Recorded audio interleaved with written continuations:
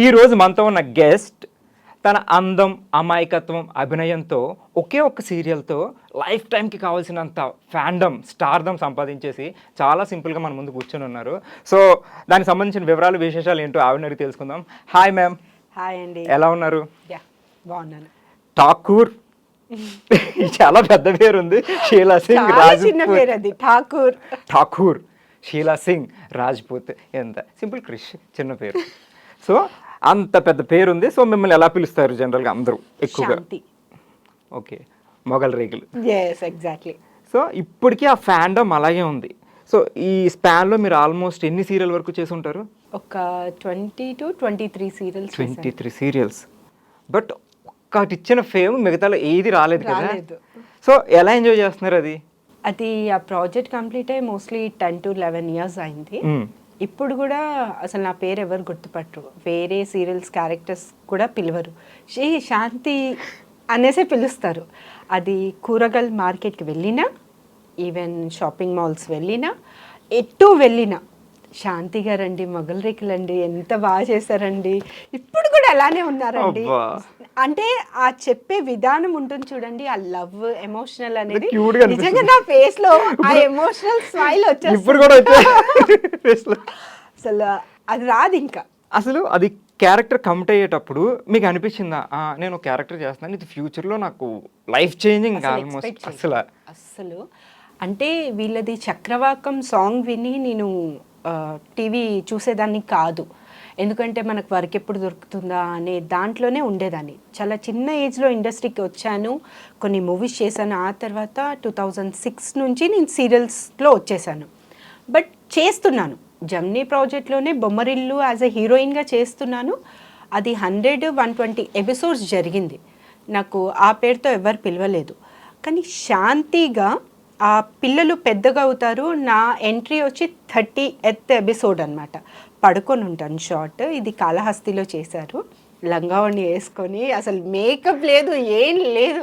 పల్లెటూళ్ళలో ఎలా ఉంటారు అలా ఇంట్రడక్షన్ ఇచ్చారు.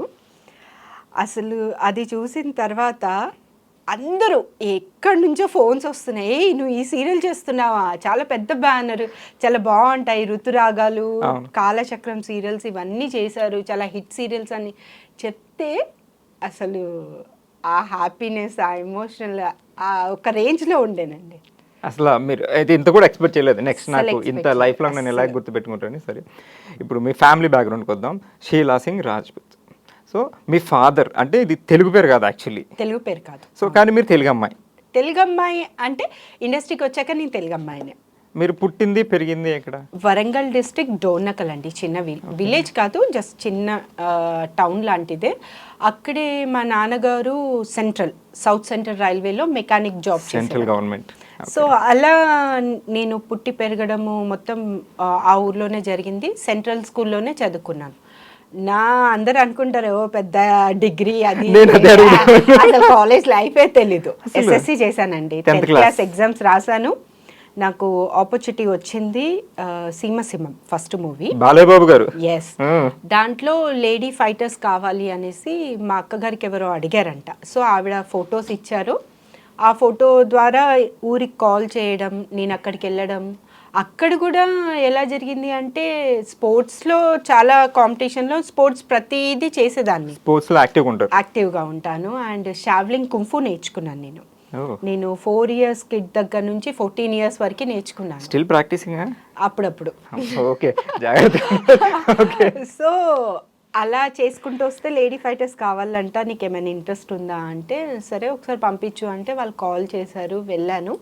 బట్ వాళ్ళు ఇచ్చిన కాస్ట్యూమ్ ఉంటే నాకు కొంచెం shy feeling, some short and ఇలా ఇచ్చారు. అయితే బాలయ్య గారు పిలిచారు, ఎందుకు అమ్మాయి వేసుకోదంట అంటే తను పిలిచి, లేదు సార్ నాకు ఎప్పుడు వేయలేదంటే, మరి నువ్వు స్పోర్ట్స్ కదమ్మా, అప్పుడు కూడా షార్ట్ అండ్ మనం టీషర్టే వేసుకుంటాము, అక్కడ అన్నట్టే ఇక్కడ ఉండు, నలుగురు వీళ్ళ గురించి ఆలోచించద్దు, నీ పనేంటో నువ్వు చూసుకుంటూ వెళ్ళు, మనం కరెక్ట్ ఉంటే ఎవరు ఏమన్నారు అని ఆయన చాలా పద్ధతిగా మాట్లాడడం జరిగింది. ఆ తర్వాత నాకు కొంచెం స్పోర్టివ్గా తీసుకొని చాలా మన పని ఏంటో మనం చేద్దాము అని, అంటే అన్ని ఫైట్ సీన్ అనమాట సెకండ్ హాఫ్లో ఉంటుంది. ఆ ఎక్స్పీరియన్స్ అయిన తర్వాత కొన్ని ప్రాజెక్ట్స్ వచ్చాయి. నీ మనసు నాకు తెలుసు అండ్ చంటిగాడు బిఏ జయ గారు దాంట్లో సెకండ్ ఆప్షన్ సెకండ్ లీడ్ చేశాను. దాంట్లో రాములమ్మ క్యారెక్టర్ చాలా మంచి క్యారెక్టర్. ఊర్లో ఒక మాస్ అమ్మాయి ఎలా ఉంటుంది అలా క్యారెక్టర్ అనమాట. దాని తర్వాత నాకు ఆపర్చునిటీస్ వస్తాయి అని వెయిట్ చేశానండి. కానీ వచ్చిన మన ఇండస్ట్రీలో కొన్ని ఉంటాయి, అది దేనివల్ల అనేది నాకు తెలీదు. అంత మెచ్యూరిటీ కూడా లేదు. ఎవరి త్రూ వెళ్ళాలి, మనకి క్యారెక్టర్స్ ఎలా వస్తాయి అనే మెచ్యూరిటీ లేదు. స్టిల్ 17-18 ఇయర్స్లో మన ఊరు నుంచి సిటీకి వచ్చి ఎవరితో మాట్లాడాలో కూడా తెలియని పరిస్థితి.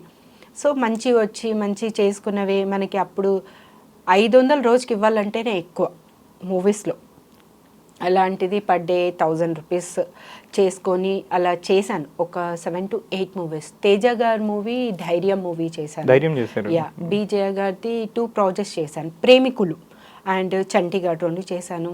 కొన్ని చిన్న చిన్న మూవీస్ చేశాను, బట్ అంత గుర్తింపు రాలేదు. 2006లో నాకు సీరియల్స్ వచ్చాయి. మా ఇంటి Mahalakshmi Gemini project, Chennai project అది. సో దాంట్లో జనరేషన్ చేంజ్లో మోడర్న్ క్యారెక్టర్ అన్నమాట, హీరోయిన్.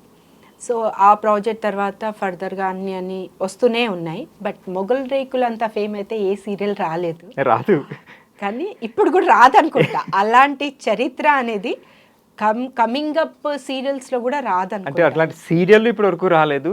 ఐ మీన్ అంత రేటింగ్ టీఆర్పీలో 20+ ఇప్పటి వరకు ఏ సీరియల్ టచ్ చేయలేదు దాని తర్వాత కూడా.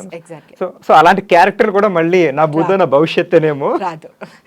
అంటే నాలాంటి గెటప్ ఇప్పుడున్న జనరేషన్ సీరియల్స్కి చేస్తున్నారు, బట్ ఆ పని మనిషి ఎలా ఉంటుంది, ఈవెన్ లిప్స్టిక్ కానీ కాజల్ ఒకటే పెడుతుంది.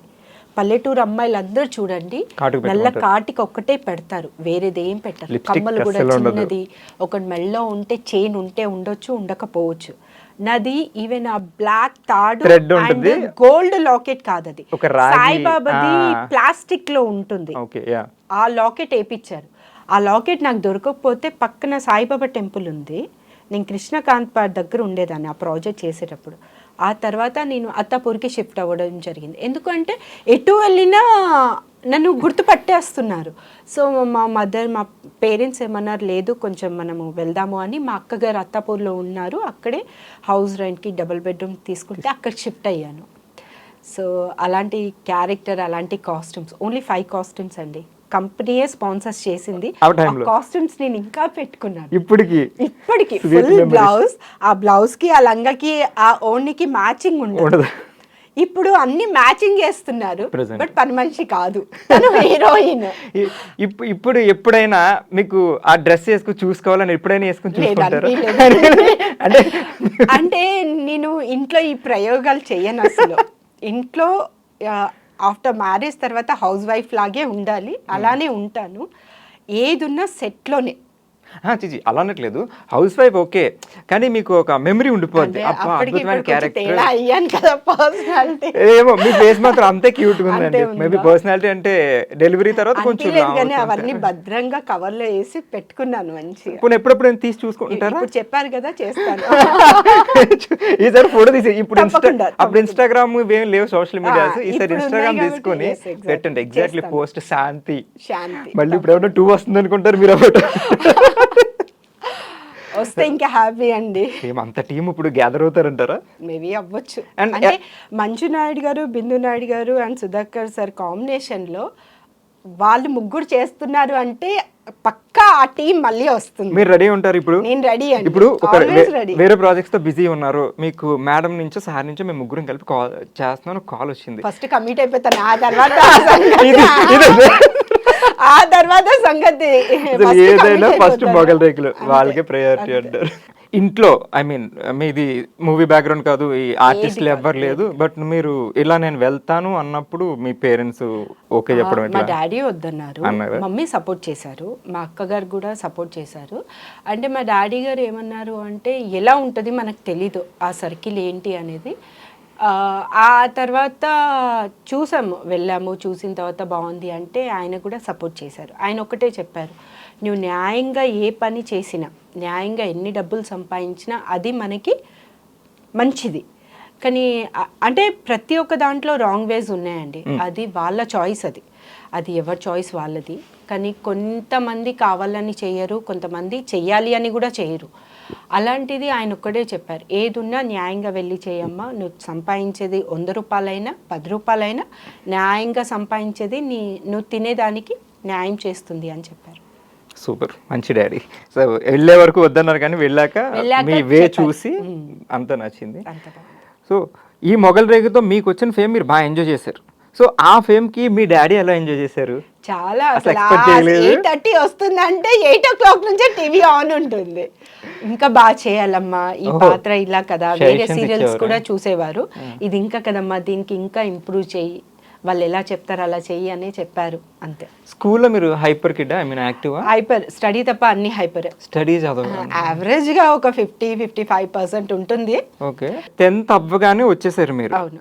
సో సీరియల్స్లో సినిమాలో ఫస్ట్ సినిమాలో బిజీ అయిపోయారు, సీరియల్స్లో బిజీ అయిపోయారు. సో అట్లాంటప్పుడు మీకు ఎప్పుడైనా అనిపించిందా నేను ఎడ్యుకేషన్ అంటే ఎగ్జామ్స్ చదవాలని కాదు, ఆ ఫ్రెండ్స్తోని ఇది మిస్ అవుతున్నాను? నేను నా ఫ్రెండ్స్ స్కూల్లో కూడా చాలా తక్కువ అండి, అమ్మాయిలు అండ్ అందరితో మాట్లాడేదాన్ని, అందరితో మింగిల్ అయ్యేదాన్ని.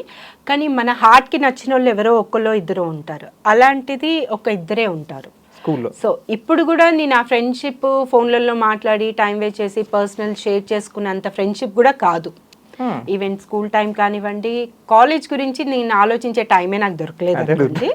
సో దాని గురించి ఎక్స్పీరియన్స్ లేదు. స్కూల్ టైంలో కూడా ఏంటి వస్తున్నావా అంతవరకే, అంతే. మిగతాది ఏంటి అంటే స్టడీ వైజ్లో వాళ్ళు హెల్ప్ చేయడం, నేను హెల్ప్ చేయడం, అలా